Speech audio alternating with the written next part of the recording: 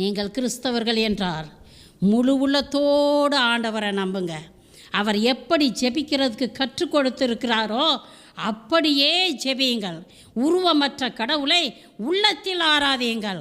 அதிமிக வல்லமையோடு துதியுங்க. இயேசு நாமம் சொல்லி ஜெபியுங்க. பிரியமானவர்களே, வேதம் வாசிங்க.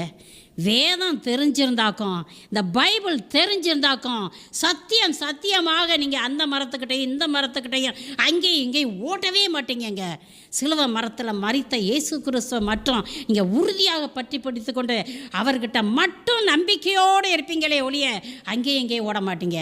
காலையில் ஒரு இடத்துல, சாயந்தரம் ஒரு இடத்துல, அக்கா அங்கே போனியா, அற்புதம் நடக்குதாக்கா, அப்படியா, இந்த போகிறேன், அங்கே போய் சேருவேன். அங்கே ஒரு ஆள் இங்கேயே வந்திருக்கிறீங்க, கிழக்கே போங்க, அற்புதம் நடக்கும், அப்படியா, இந்தா போகிறேன்.